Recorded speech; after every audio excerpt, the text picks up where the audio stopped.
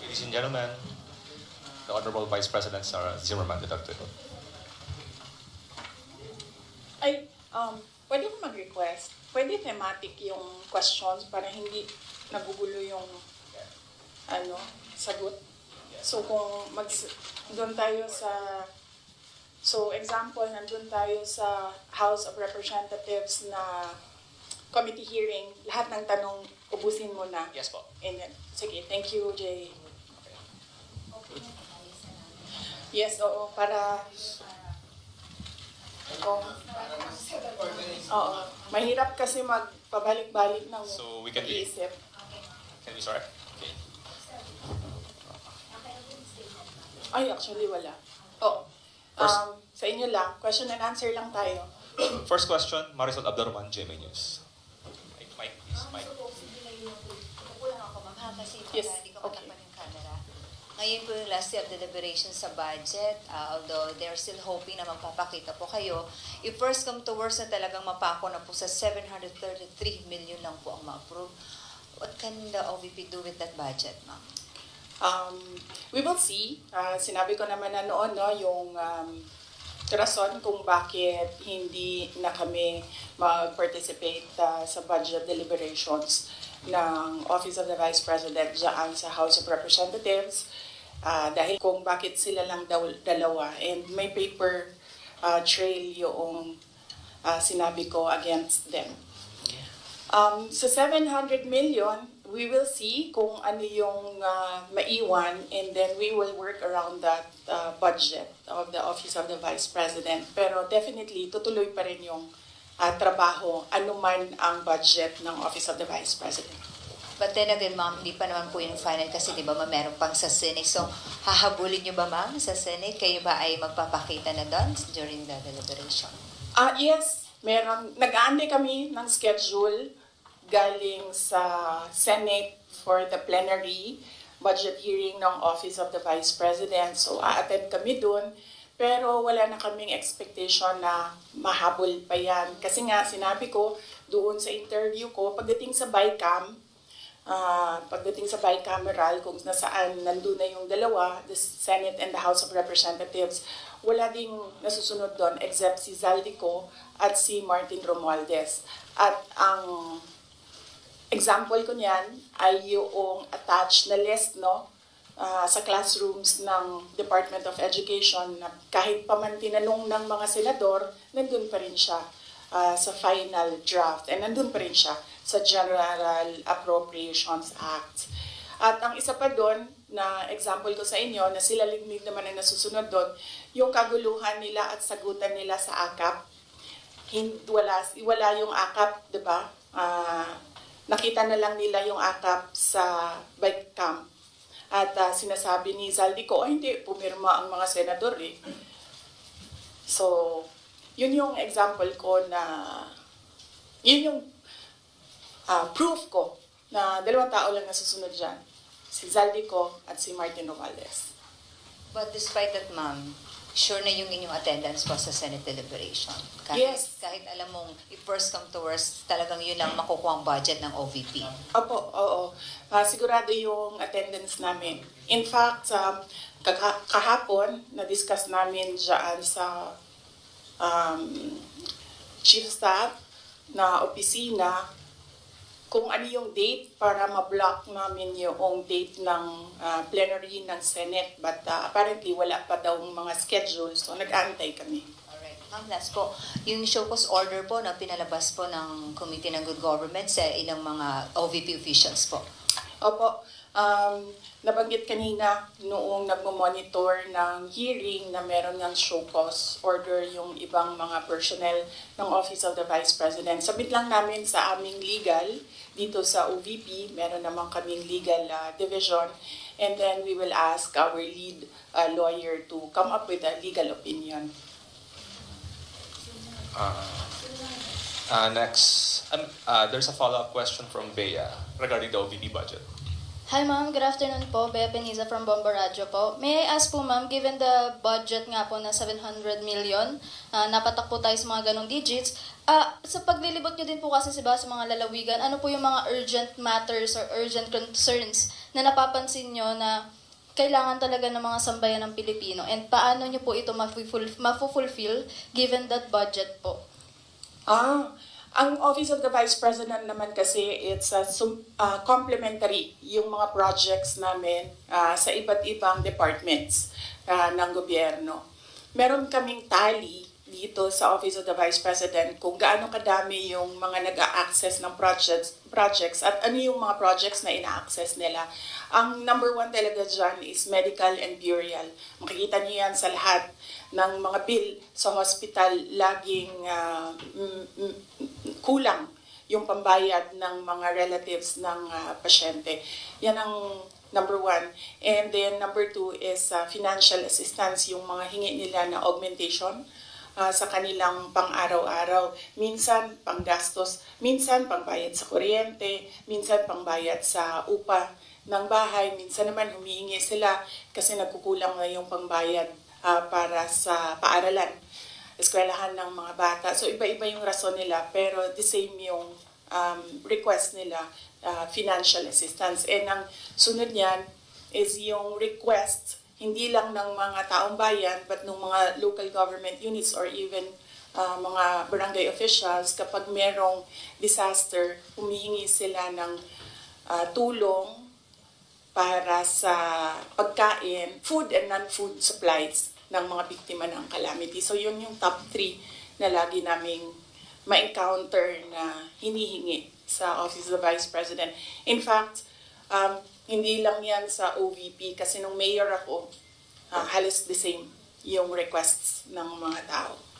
So for the final question ko po, ma'am, punta naman po tayo sa Office of the Vice President po na personals po. So dun po sa budget na po na yun, paano po kaya, hindi po ba mabibitin yung mga personals niyo po pagdating po sa kanilang mga sahod or mga income po nila? Hindi naman po ba sila mabibitin given that budget po? Or may mga benefits pa po ba rin silang matatanggap with that budget? Yan po, ma'am. Yes, oo. Kasi ang unang-unang ginagawa ng budget is pinupondohan niya yung obligations ng gobyerno. Kapag permanent employee ka, obligation ng gobyerno lahat ng bayad sa iyo, hindi lang yung sahod at iba, kasali na yung iba pang benefits. So yan, hindi yan siya pwede tanggalin ng paggawa ng GAA, ng General Appropriations Act. So on that point, kung mawawalan ba sila ng sweldo at benepisyo, hindi. Kasi obligation yan ng government sa employees ng government. It's not the same for those na contracts or hindi sila employees ng government. Hindi guaranteed yung budget para sa kanila. Thank you very much po, ma'am. Okay. Next question. Bongs Magsumbon, Raptor.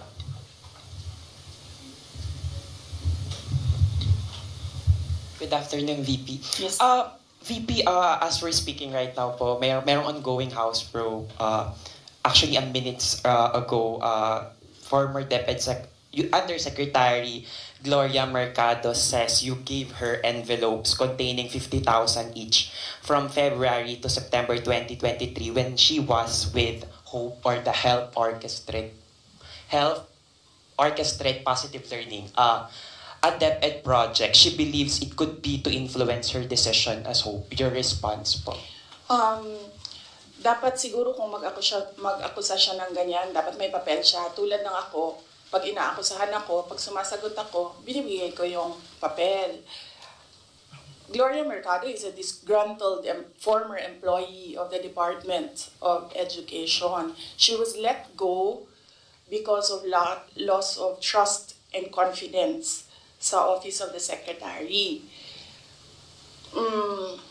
Una niyang ginawa, well, hindi ko alam kung anong nauna, pero naka-strike 2 siya sa akin.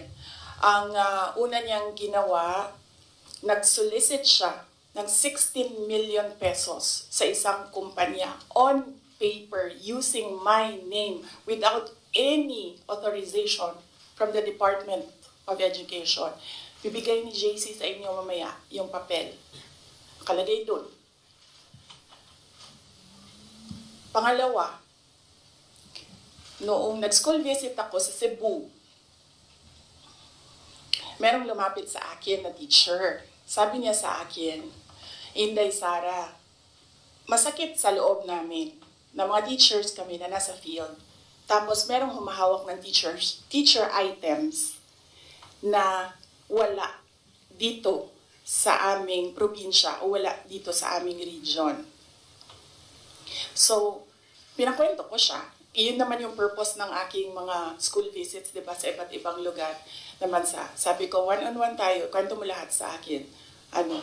And then it turned out, ang HR mismo ng Department of Education, our undersecretary, took a teacher item from Region 7, nilagay niya sa central office for a non-teaching task. Ginawa niyang executive assistant niya. Ang apelido nun, Villar. Meron niyang paper trail. So, nung bumalik ako sa central office, tinanong ko, totoo ba na meron tayong teacher item galing sa Region 7 na nandito sa atin? Totoo daw, nasa HR. HR pa mismo ang gumawa ng parang injustice sa teachers namin sa field. So, on that second point, hindi ko na pinalampas. Sinabihan na siya na there is loss of trust and confidence. And you should go. And then she said na, pwede bang mag-retirement na lang ako instead na paalisin ninyo ako. Kasi ang tagal ko na, matanda na ako. And then sinabihan siya, okay, sige. You go. So she's a disgruntled former DepEd employee. At yan yung dalawa na rason kung bakit siya pinaalis. May papel yung 16 million na solicitation niya. May papel yung teaching position sa Region 7 na kinuha niya. And my experience sa kanya, ayoko, factual lang ako ayoko atakihin yung pagkatao niya. Pero when she was HR of the Department of Education, meron kasi akong time dyan for our USEX and ASEX na hindi execom. So, pinapapunta ko yan sila kung sino man yung merong concern, sino yung may problema, pumunta kayo sa akin, mag-one-on-one tayo. So, one of those times na one-on-one kami, siniraan niya yung isang USEC, isang ASEC ng Department of Education. And bago pa lang kami nun. In fact, pag alis ko, 2 years lang kami, very, very new. Na nagulat ako, kasi HR ka eh. Pag HR ka, hindi dapat ikaw yung mag-cause ng away-away sa loob ng institusyon. Dapat ikaw yung maging peacemaker. But siniraan niya yung isang ASEC and isang USEC sa akin mismo. And nagulat ako. Why attack the ASEC or the USEC sa kanilang pagkatao? Hindi naman trabaho. And then, ganun din ang ginawa niya. Nung umalis na siya sa Department of Education because of the 2 points, lumipat siya sa Senate. One of the offices of the senators din, nandiyan yan siya ngayon. And yung isang kaibigan ko doon sa Senado, narinig namin, sige na siya atake. Inaatake niya si Michael Powa, si Reynold Monsayak, si Gerald Chan. Nang iyan ngayon yung nakapangalan sa kanyang statement. Kaya kami, nung nagbasa siya kanina ng statement, hindi na kami nagulat. Kasi naririnig na namin sa opisina, dyan sa Senate, yung mga pinagsasabi niya after she was let go. I think, hindi lang siguro niya matanggap na kasalanan niya kung bakit siya pinalayas sa Department of Education. Pero hindi din talaga namin matanggap na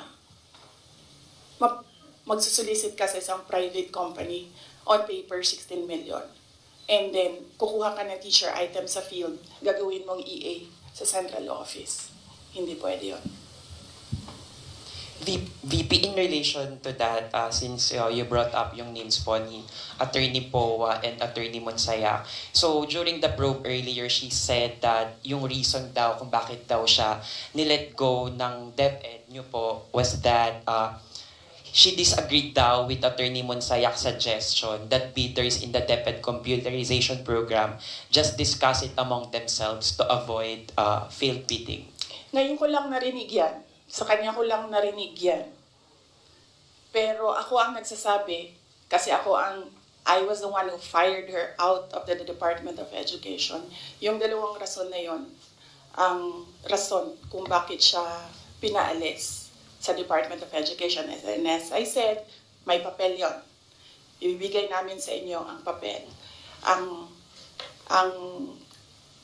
HR record ni Villar, nasa Department of Education din. In fact, hanggang ngayon si Villar nasa region kasi sinabihan niya yung region bago siya umalis na ilagay yan sa region, wag yan sa teaching position, pero that person is holding a teaching position.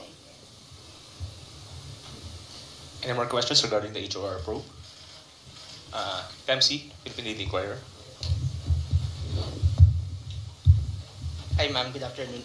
Regarding din sa probe, kasi apparently parang there was a response from some of the congressmen about yun sa dahil wala nga po kayo ngayon doon. Won't you ever attend the House probe, diba? Parang is there a chance that you might still appear there or at least kumbaga parang have any other responses in responses sa sinasabi nga nila na hindi raw po kayo umaattend doon sa mga ongoing na inquiry ngayon relating to the alleged anomalies during your time sa DepEd? Opo. Nasabi na po namin doon sa opening statement ko kung ano yung sa tingin ko ginagawa ng House of Representatives. And lahat naman sa mga sinabi ko, meron kaming basihan.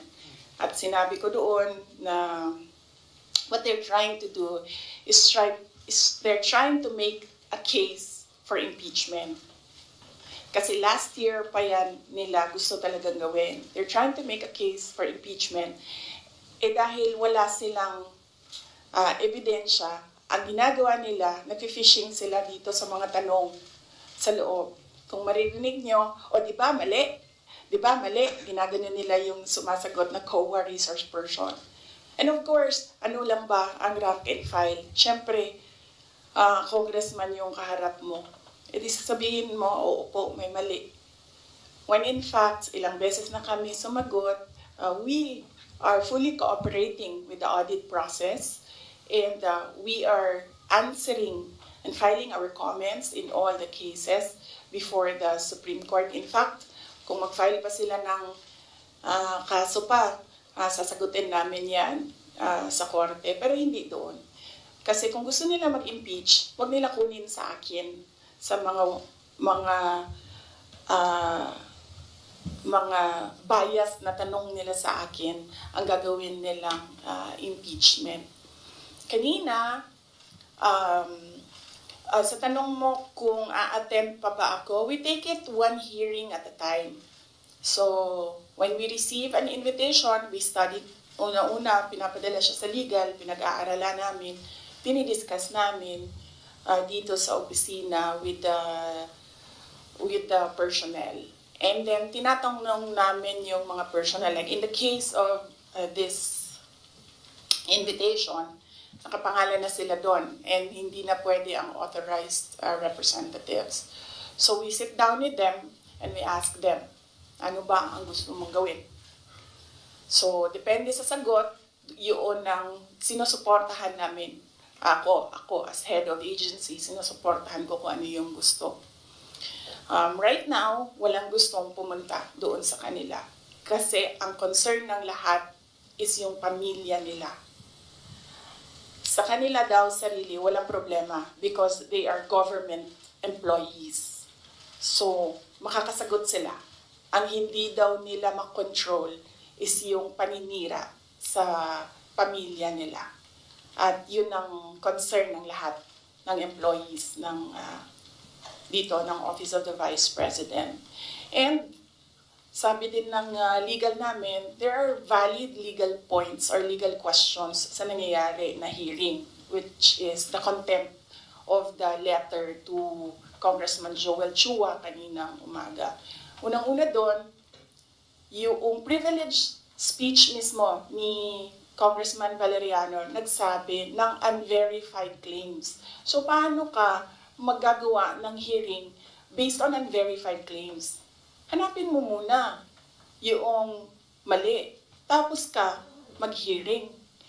Hindi yung doon mo hahanapin yung mali sa hearing.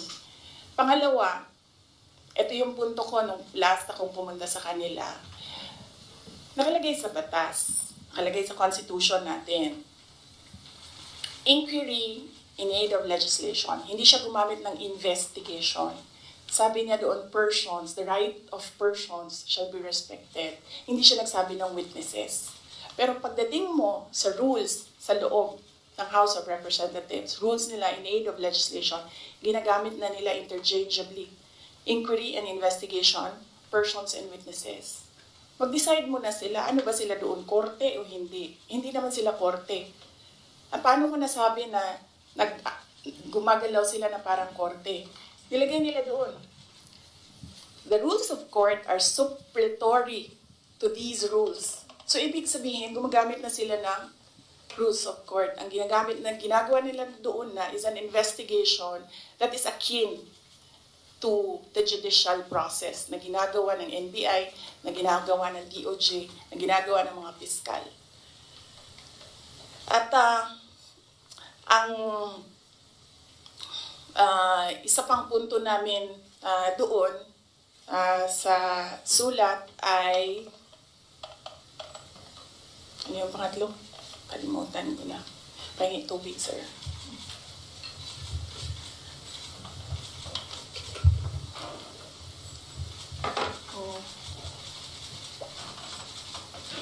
Okay.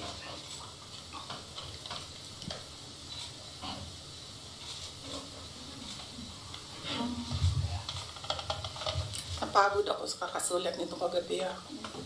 Anong oras ito? Pinadala ko. 12:35 a.m. Ito na. Thank you.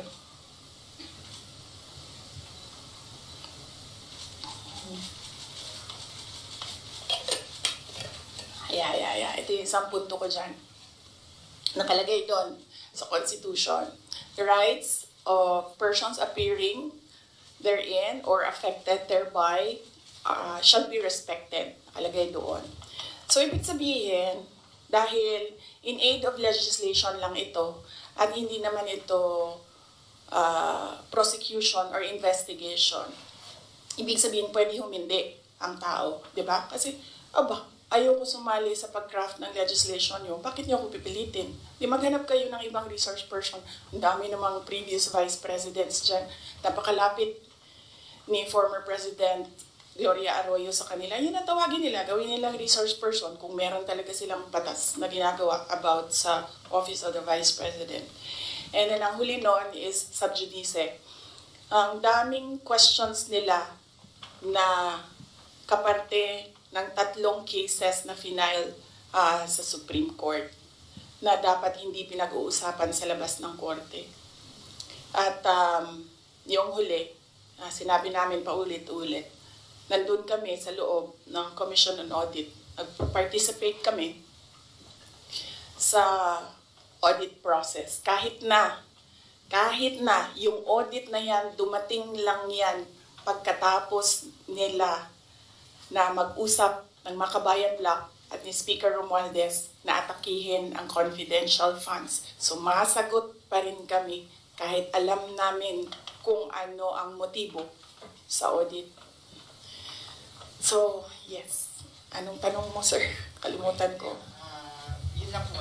Yes, sir. Next Out of security concern na rin ng ibang OVP officials and employees kung bakit na rin hindi you prefer not to go to the inquiry sa House? Security, physical security nila, personal wala naman kaming problema sa security. Wala akong narinig na gano'n na comment galing sa kanila. Lahat nagko-comment na maawa sila sa mga anak nila. Okay, so out of family. Next question, Red Mendoza, Manila Times. Good afternoon po, ma'am. Red Mendoza po from the Manila Times. Ma'am, si Congressman Jill Bongalon of the Ako Bicol Party List said na kung hindi naman daw po kayo interested sa trabahong ito, mag-resign na lang daw po kayo. Sabi din po ni Kong David Suarez, Deputy Speaker David Suarez, na most of the congressmen felt na the Vice President, kayo daw po, with all due respect, ma'am, sabi po, mag-resign na lang daw po kayo kasi parang hindi kayo interested sa trabaho, ma'am. Ano po ang inyong masasabi dito sa sinabi ng quote-unquote young guns of the Congress? Oo. Actually, kung mapapansin nyo, hindi ako nakikipag-usap sa kanila. Nakikipag-usap lang ako kay Zaldico at kay Martin Romualdez. Pero pagbibigyan kita, Ren? Yes po. Yes, pagbibigyan kita. Gusto nila mag-impeachment, diba? So apparently, pakiramdam ko at sa tingin ko sa mga nangyayari, wala silang kaso for impeachment. Kaya sila nandyan. Kaya sila sige hanap ng kung ano ang gagamitin nila. Ngayon, ang track ni Franz Castro, ni Trillanes, is impeachment. Gumawa sila ng isa pang track na resignation. Parang papalabas nila, impeach ka namin for wrongdoing, whatever. And then, itong isang grupo na ito, umalis ka dyan. Kasi kapag hindi ka umalis, kapit tuko ka. Pero, hindi naman kasi ako sasagot sa young guns. Dahil, kailangan ko sumagot sa 32 million na bumoto sa akin. Hindi sa isa or dalawa na tao. Kaya, hindi ako aalis dito. Dahil nilagay ako ng mga tao dito, believing that I will work for the country. And that is what we did. We worked. Follow-up lang po, ma'am. Kasi pakiramdam daw po nila, ma'am, meron daw po mga section ng 32 million ang nawalan na po ng tiwala sa inyo. And specifically po, from the Marcos loyalists who voted you po with the tandem of your ex-friend, President Bongbong Marcos. Ano pong inyong pakiramdam po, ma'am, na parang yung iba po sinasabi ay quote-unquote nabudol dahil sa inyong tandem, ma'am? Hindi ko nasasagutin yan. That needs a sit down. Wow. Next. Next question. Miss Giselle. Online. GMA News Online. Good afternoon, ma'am. Regarding your Calaguas trip po, ma'am, can you give any clarification regarding this? Kasi may mga nagsasabi daw po na during or before no House plenary deliberations, nag-beach trip daw po kayo. Doon ako sa Calaguas. Isasagot ko nga sana yun doon sa isang question, no? I visited island barangays, and kung tatanungin niyo ako, ano yung problema? Unang-una, ganun pa rin, access to medical care. Dahil island barangays sila, usually po nagkakasakit daw yung mga tao doon. Hindi na nagpapagamot. Doon na lang din sila namamatay. Then pangalawa, internet access. Kuryente. Wala silang kuryente doon. Generator ang gamit nila. Pag walang capacity para gumasto sa gasolina, wala talagang kuryente doon sa gabi. At pangatlo, yung malinis na potable water. Kasi kumukuha lang sila doon sa tiningnan namin. Kumukuha lang sila doon sa parang tubod gani. Spring. Spring. So, yes. I think, nabasa ko naman yung report ng Philippine National Police. Accurate naman, tama yun lahat, ang report nila. 6:32, was it, na umalis ako doon sa Calaguas. Nang Monday po, ma'am. Ng Monday, yes. 6:32 ng Monday, umalis ako doon. Ang budget hearing started 10 a.m. So, tama din ako. Walang budget hearing na nangyayari at 6:32 a.m. Walang congressman magigising ng 6:32 a.m. para magtrabaho. Ang gumagawa lang ng ganyan ang mga executives na hindi natutulog para magtrabaho. So, by the time na nag-hearing sila sa budget, 10 a.m., nandun na kami sa Vinson's poblasyon. Umiikot na kami doon sa iba't iba nilang landmarks sa Vinsols. I'm happy na dahil sa aking pagbisita doon ay na-highlight ang Calaguas Islands. They need more visitors there kasi karamihan sa kanila they depend on tourism na nangyayari lang kapag summer kasi medyo malayo yung boat ride tsaka choppy yung balot nga rin. Ano sa'yo? Maalon. Yes. Next question, Mr. Jason Rubigo, SMNI. Other topic? Baka may question pa sila tawag sa Asia. Any matter? Any other follow-up questions? Sa Bicol, tapusin muna natin yung Bicol. Can you tell us more about your meeting with former Vice President Lenny? I do not have permission from Vice President Lenny to talk about what we talked about. Pero ito lang yung gusto ko sabihin din sa mga tao. Hindi pa dahil kasi hindi alam ng mga tao or walang picture na lumalabas ay hindi ko ginagawa. Isa sa mga tasks na nilista para sa akin dito sa Office of the Vice President is to visit former Vice Presidents doon sa mga residences nila. Ang una kong nabisita, syempre, hindi alam ng mga tao kasi wala namang lumabas na picture, but mag-excuse lang ako sa family. Binisita ko si former Chafisto Gingona, former Vice President Chafisto Gingona sa bahay nila. So I was welcomed there by the family. Nagkausap din kami ni Sir. And then, next was former Vice President Erap Estrada. Binisita ko din sa bahay niya. Anong purpose ng pagbibisita ko? Nagpapakilala ako sa kanila. Nagsasabi ako na ako yung Vice President. At sinasabihan namin sila as former Vice Presidents, we owe it to them na kung may kailangan sila, susuportahan namin sila, yung opisina ng OVP. And we invite them to lend us memorabilia para sa Office of the Vice President Museum. So binisita ko si former President Erap Estrada sa bahay niya. Binisita ko si former Vice President Gloria Macapagal Arroyo sa bahay niya. And then ngayon, I had the opportunity to visit Vice President Robredo sa bahay niya. So dalawa na lang, and I still have 4 years to go. Dalawa na lang ang hindi ko pa nabibisita sa bahay nila. Si former VP Binay and former VP De Castro. Follow-up? Yes. Jason. Ma'am, yung comment niyo po doon sa sinabi po ni spokesperson ni Vice President Lenny na si Sir Barry na feel nila nagamit po sila, nagamit po ninyo sila. Hindi ko na sasagutin si Barry. Kung meron akong sasagutin, dito lang ako sa taas. Si Vice President Lenny, or si President Marcos, or si Zaldico, or si Martin Romualdez. Yan. For clarification, ma'am, yung meeting with Vice President Lenny, was it planned po or hindi planado yung pagpunta po natin doon? Di ko na sasagutin yung details kasi I understand hindi din nagsasabi ng detalye si VP Len. Pero i-confirm ko na nandun ako sa bahay niya.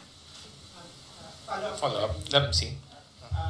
Can you confirm that, the camp of former Vice President Lenny said na it was more on personal, nothing political naman daw. Can you confirm na it was more on personal conversation lang yung nangyari and nothing political? Siguro as she's more senior than me kasi nauna siyang maging Vice President sa akin. Kung meron mang dapat magsalita, siguro dapat si Vice President Lenny yun kasi bahay niya yun and siya yung binisita. So, napaka-assuming ko naman kung ako yung magkukwento. Ako na nga yung bisita, ako pa yung madaldal. So, kung si Vice President Lenny Robredo ay walang sinasabi, respetuhin natin kung ano yung gusto niya. Pero foreign personality, very much the same. Same answer yung kanina. Next question. Follow-up. Lance? From Newswatch Plus for this year. Siyempre, nagkaroon po ng ilang parang ideas na possible daw na magka-alyansa in the future because of that meeting. Pero kayo po ba, bukas po ba kayo na in the future ay makipag-alyansa sa politika with former VP Robredo? Hindi yan yung nasagot ko, no? Pero nasagot ko na yung question about political alliances noong araw na umalis ako sa Department of Education. Sabi ko doon, inimbita ako ni President Marcos na sumama sa kanila. Inimbita din ako ni former President Duterte na sumama din sa kanila. And right now, hindi ako, ang sinasabi ko nga noon, I'm single and ready to mingle. But right now, hindi ako handa na sumama kahit kanino man because kailangan ko muna ayusin at ipagtanggol ang Office of the Vice President. So nandun tayo sa protect the Office of the Vice President na isa sa mga, of course, duties ng Vice President. Next question, Kat Domingo, ABS-CBN. Ma'am, still on this topic, mayroon pong ibang mga political analysts who are saying that who are accusing you of using your visit to Naga as a diversionary tactic, allegedly, doon sa mga intrigues sa inyo sa House of Representatives, particularly the budget hearing. Your defense to this, ma'am? Unang-una, ang diversionary tactic, walk the dog nga sinabi ko noon na ginagawa is yung pag-atake sa akin. Nakita nyo, wala na tayong pinag-uusapan patungkol sa bansa, kundi si Sara Duterte. At hindi na natin napapag-usapan ang kahirapan, ang kagutuman, ang kawalan ng internet, walang internet connectivity sa iba't ibang lugar, kuryente na mahal, kuryente na hindi reliable ang supply. Ang daming problema ng bansang ito. Pero hindi na pag-usapan dahil pinapag-usapan natin si Inday Sara Duterte. Pero wala namang problema sa akin yon. Kaya ko naman sagutin yan lahat kasi alam ko naman wala akong ginawang mali. So kahit ano pang itapon nila, masasagot ko yan. So hindi ko na sila actually maintindihan. Pumupunta ako doon sa kanila, nagagalit sila. Pag pumupunta ako sa ibang lugar para kausapin ng mga tao, nagagalit sila. Yan yung sinabi ko kagabi doon sa bahay namin. Hindi ko na maintindihan. Galit sila sa lahat ng ginagawa ko. Kausapin ko yung multisectoral groups, nagagalit sila, diversionary tactic. Hindi ko naman inimbento yung fiesta ng Peña Francia doon. Talaga namang totoong merong centennial coronation mass ng Our Lady of Peña Francia. At inimbita ako doon. Sinabi ng kaibigan ko, gusto niyo bang, because this is a milestone, it is historical, gusto mo bang sumali sa misa para alam mo kung anong ginagawa ng mga locals at paano ano yung klase yung devotion ng mga tao sa ina. So sabi ko, oo. And then, syempre, may kaibigan naman ako sa Naga. May mga kaibigan ako sa Naga. So binisita ko sila. Kasama nung aking pagpunta doon. And syempre, nandoon na kami. Malapit na ang Daet. Sabi ko sa mga kaibigan ko sa Daet, magkita tayo. And then pagdating ko ng Vinsons, pumunta si Mayor sa akin, sabi niya, meron kaming Takbuan Festival na nangyayari ngayong week na ito, doon sa kanila, Takbuan Festival. Apparently, ito yung festival ng birthday ni Wenceslao Vinsons. So, masaya ako na nagkadugtong-dugtong yung mga schedule na kung saan meron akong mga natutunan at meron akong mga nakausap na mga tao. Ang hindi ko lang nagawa doon, hinabol ko, inattempt ko habulin yung OVP Satellite Office sa Legazpi. Kasi meron kaming mga concerns na gusto ko kausapin sila doon Pero pagdating ko kasi sa Legazpi, 5:30, nagsarado na yung opisina. Ayoko rin naman mag-antay yung mga tao. So, hindi ko naabutan yon. Yun ang hindi ko nagawa sa itinerary ko doon sa Bicol region. So, hindi ko na alam. Galit sila kung makipag-usap ako sa tao. Galit sila pag pumunta ako doon sa kanila. Hindi ko na rin alam. Kailangan ko ba magpaalam? Kakain na ako? Aalis na ako? Hindi ko na sila maintindihan. So, kailangan ko rin siguro magpaalam sa kanila kasi pupunta akong Cordillera sa susunod na mga araw para lang malaman na nila. Pupunta po ako sa Cordillera kasi merong isang senior citizen na babae doon na naghahanap sa akin. Gusto daw niya ako kausapin. So, magpapaalam po sa inyong lahat. Follow other topic? Follow up because red. Ma'am, confirm lang po ma'am kasi may isang online news website, Politico. Paki-confirm lang po to if it's true or not. Si Rex Anthony Villegas daw po, yung sinasabi po ba ninyong kaibigan?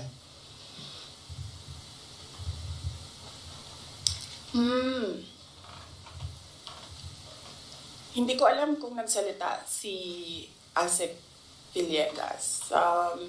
Hindi ko, sorry, I have no information right now kung ano yung sinabi ni Asek Villegas. Siya daw po yung na-identify na Bicolano friend na nag-broker sa meet ninyo with former Vice President Leni Robredo. Oo. Siguro ang tamang dyan is tanungin diretso si Asek Rex Villegas. Okay. Other matters? From our friends from the Foreign Correspondent Association of the Philippines, Mr. Ken Sasaki, Japanese News Bureau. Good afternoon, ma'am. Hello. You understand Tagalog? Not so much. No? I'm so sorry. For Japanese So, news. how did you understand my answers earlier? Sorry. Just It's Go ahead. okay. Go ahead, Sasaki-san. Oh, I love Japan. thank you. It's my favorite country in the world. Yes. Next to the Philippines, because the Philippines is given already because I live here and this is where I'll die. But countries to visit, number 1, Japan. I also love your country. Thank you. You should visit Calaguas. Yes, I did. Beautiful. I did. I love it. Oh, you did? You've been there? Yes. Oh, so beautiful. Yes. I've never seen any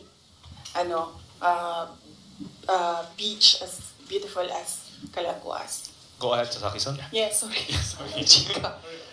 Recently, your father publicly said that from one family, one president is enough. Do you agree with this? One family, one president. Well, if there is a law, then we should follow the law I think this is in relation to family dynasties of people running for offices in government. If there is a law, we will follow the law. I have no problem.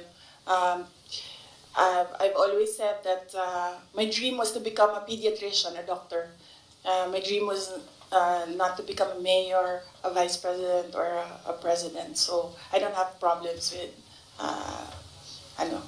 not becoming president of the Philippines. I talked to my friend in Cambodia, and I learned that they have a 16 million population. I said, I'll run for president in Cambodia. It's easier. It's just 16 million. And hopefully additional. So how do you think about the current president, who is the second from one family? Well, there is no law prohibiting family members of former presidents running for president. So when he ran, he was well within his right to run for president. Thank you. Thank you. Next question. Soledad. Thank you, sorry. We know we have asked this to you a lot of times and we will be asking you this again. Kasi kagabi lang may sinabi rin si former Senator Trillanes ang articles of impeachment. Sino ba sa tingin mo ang talagang nasa likod nitong kukungkung? Kasi kami, we always ask the Congress. Ang lagi nilang sinasabi kung mayroong mga impeachment, naririnig nila, sa'yo daw po. So sorry, we have to ask you again, ma'am.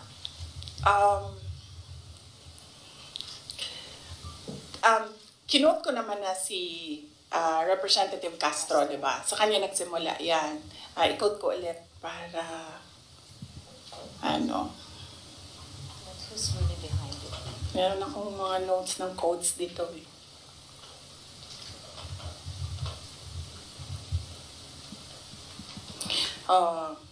Ito yun, Inquirer ito, yung kinuha ko. Pero I think may kinary din siya ng iba't ibang media outlets. The impeachment is especially on the misuse of public funds and technical malversation and violating the 1987 Constitution because a government official is bound to follow the Constitution. So last year pa lang, meron na siyang grounds for impeachment. Kaya sinasabi ko, ginagawa nila ng paraan, pumasok lahat nung kailangan nila doon sa pinag-usapan nila na grounds. And then yes, nagsalita, kanina sinabi ko, one track is impeachment. Nandito si Castro, nandito si Trillanes. Sino, alam ko kung sino, pero hindi ko siya masabi. At the proper time, siguro, pag lumabas na yung story about sa kanya, sasabihin ko yung lahat ng alam ko. Pero hindi pa kasi lumalabas dito sa hearing yung pangalan niya eh. So, pag merong nagsalita dyan about sa kanya, sasagutin ko, sasabihin ko kung sino. So, iisa lang ang handler ni Risa Ontiveros, ni Sammy Trillanes, at ni Franz Castro. Although si Franz, parang I think she's serving two masters. Hindi siya direct doon sa isa. Dito lang siya sa isa. Isa lang ang handler nilang tatlo. Kasi ang dami nyo ng materials. Pag inubos natin lahat ngayon, wala na kayong trabaho bukas. Sa susunod na araw, sa susunod na buwan, ano pang trabaho ninyo? Wala na kayong balita. Hindi. Hindi. Alam niyo naman eh. Gusto niyo lang manggaling sa akin. We know the person. Alam niyo kung sino. Gusto niyo lang manggaling sa akin. Pero mamaya na kasi meron kasi siyang kwento eh. Kasi hindi pa kasi lumalabas. So hindi ko malabas yung kwento. So, itong hearing na lang dito. Sa quad ko? Sa third hearing po ba sa good government po ba lalabas? Or sa quad ko? Sa good government. About sa akin, wala naman ako doon sa quadcom eh. I think sinubukan natin ni Trillanes yung sabi niya mas masahol pa ako kay PRD. Kasi hindi niya ata ma-prove. So, tinigilan niya ako doon sa EJK. So may na-expect kayo, ma'am, na information against sa'yo doon sa good government na hearing? Ano daw? Sorry. So meron kayong, yung hinihintay nyo na kwento, may na-expect kayo doon na kwento sa good government na hearing about sa'yo, ma'am? Hindi about sa akin, about sa kanya. Okay. I mean, yes, about sa akin, pero coming from him. Related sa kanya. May video pa yun eh. Any follow-up, Kat? Tapos sabi nila, ako daw yung hindi mapagkatiwalaan. Hindi nga lumalabas yung video. Wala nga nakakaalam ng video eh. Ako lang. Video, ma'am. Ma'am, anong video, ma'am? Basta. Ma'am, anong video po yun, ma'am? Ay, pag sinabi ko yung gender, alam niyo na kagad kung sino eh. Anong video, ma'am? Alam niya naman, di ba? Gusto niyo lang talaga manggaling sa akin. Ma'am, no, hindi po. JC, alam mo. No, we don't know. Antayin natin. Mahaba kasi yung kwento sa kanya. Tapos, pag kinento ko yung parte lang ng question na yan, sayang naman yung ibang chismis. Hindi chismis yun kasi ako yung ako yung may alam. Hindi. Iba pa. Iba pa. Yeah. Hindi ito yung pulveron. Hindi din. Oo. Mga politician? Wala na bang question? Ano na Next ito? question. Ma'am, Fishing so- na ito. Next question. Fishing. Ma'am, yung topic na lang ng video, about saan lang? If not, Next question, Maraming salamat. Next Ma'am, question, Jason. ma'am, so, sa tingin mo ba, VP, instead yung sinasabi nilang, sorry, JC, sorry. Sorry your order. Dapat hindi ko ma-recognize. So, ang sinasabi mo, VP, imbes yung sinasabi nila you're making diversionary tactics, ikaw yung nagiging diversionary Ako yun. tactics nila Ako yun. Kasi, tingnan nyo, sa totoong problema. ako mayor ako ng 3 terms. Noong simula ng term, pinag-uusapan na kaagad namin ng council yan. Ano ba ang landmark legislation ninyo for this 3 years? Nakikita nyo ba na meron silang landmark legislation? Wala. Inuubos nila yung oras ng mga tao. Kita niyo yung mga tao sa DepEd, wala na nagawang trabaho yun. So, kakaupo nila doon.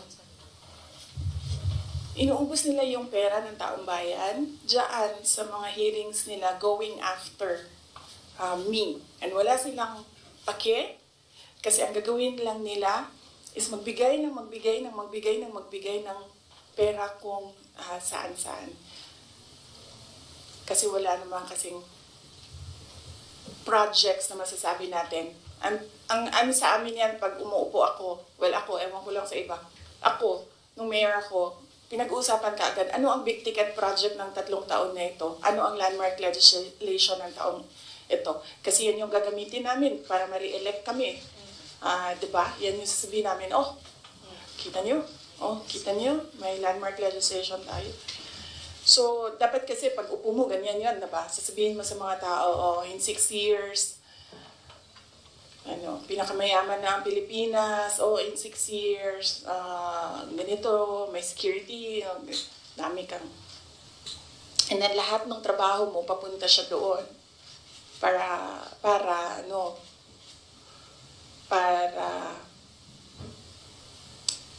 pag-alis mo, nakikita ng mga tao yung trabaho for the past 6 years. So,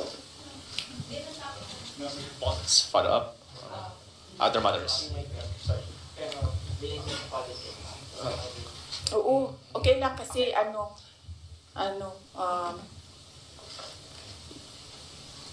inano niyo yung traffic para pumunta dito. So, kunin niyo na lahat. Thank you, Kunin niyo ma'am. na lahat ng mga kailangan ninyo. Ma'am. Huwag lang about siya. Okay. Okay. Pangalanan natin siya.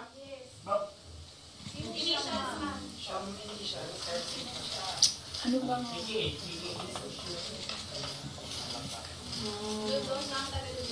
Wala pa akong... Actually, wala akong code name para sa kanya eh. Sinasabi ko diretso yung pangalan niya kapag ginalibak na ko siya. Okay. Ma'am, COC filing na po next week. Will you be endorsing senators? Or may Senate slate po ba kayo? Sa ngayon, wala. Wala akong Senate slate, wala akong senators. Kasi nga sabi ko, nakatutok kami defending the office of the Vice President. I feel that that is my primary duty right now, to defend the office. So, nakatutok lahat ng effort ko doon. Pero, we'll see. Malayo pa naman kasi yung kampanya. Sa February pa siya magsisimula. So, tingnan natin, baka pagdating noong February, medyo maluwang na and pwede na mangampanya. Okay. Last. Pwede ba? Sorry, when you agreed to run with President Marcos in 2022, did you ever imagine yourself being at the center of controversies and even impeachment rumors less than halfway into your term? Kasali yan sa sit down. Next na yan. Yes, ma'am. Mrs. Hel, follow up. Sorry. Last time. Ma'am, you previously said po na 3 Dutertes will be running for the Senate. Magtutuloy po ba kaya ito? Naku, hindi ko alam. Basta naririnig ko lang siya sa mga grupo nila, mga tao na nakapalibot sa kanila na tatakbo daw, naghahanda, tumakbo. Hindi ko lang alam kung sasabay-sabay silang tatlo. Pero if ever, ma'am, you'll be supporting them po. Yes, of course. Nandito ako para sa In fact, nagtanong na ako sa kapatid ko sa Slate doon sa Davao City, pati yung mga konsehal, tinanong ko sila. Sabi ko, meron pa akong matutulong sa inyo. And then they all said na, wag ka nang tumulong dito, kami nang bahala. Naiintindihan namin na mas marami kang problema kaysa sa amin doon, dito sa Davao City. So, okay lang sa amin. Okay lang kami. Yan yung sagot nila doon. Sorry, ma'am. PDP has allied with 3 parties. Ang HNP po ba ready to ally with the PDP?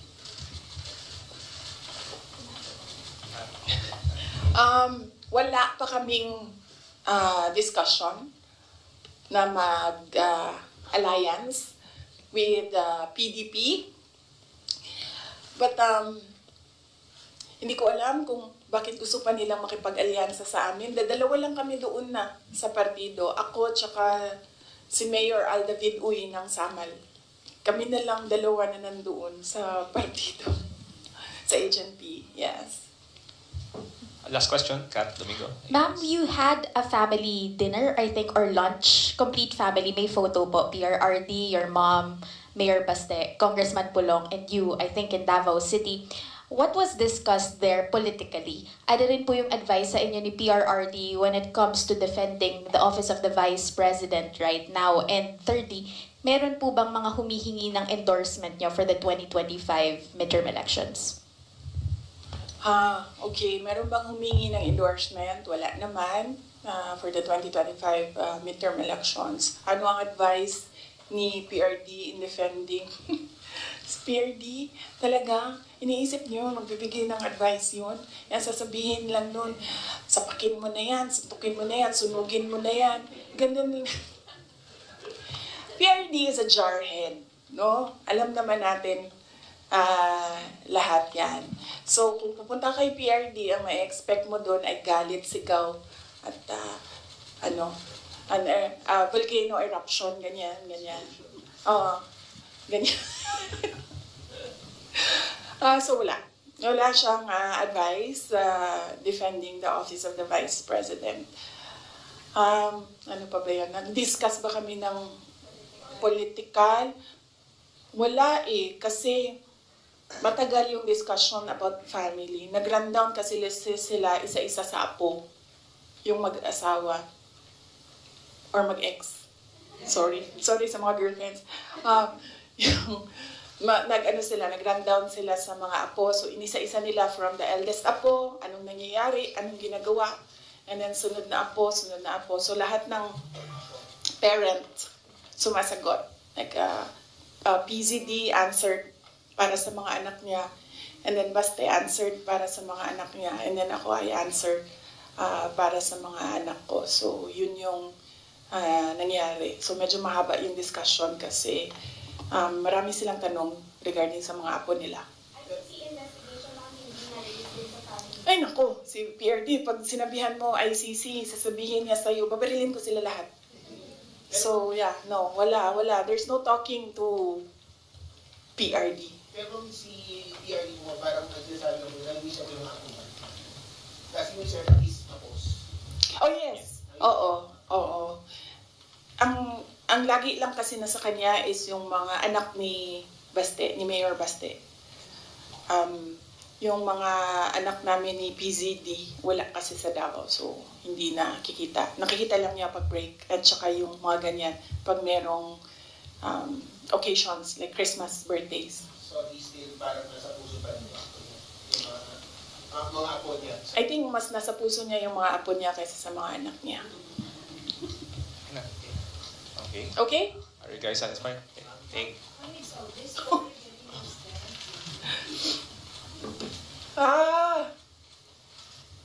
Wala naman kasi talaga akong ginawang mali. Pero kung sa tingin nila meron man, dalhin nila kung saan, dalhin nila sa impeachment, dalhin nila sa korte, sasagutin namin.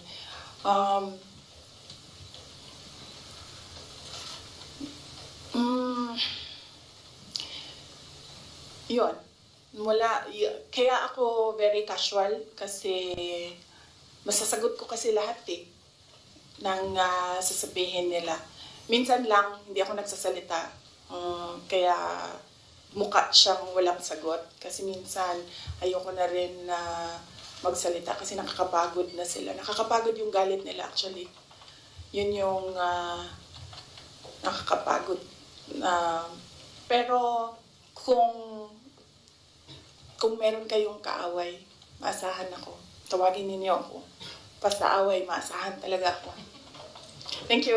Thank you very much, OBB Media. Salamat. President, ma'am.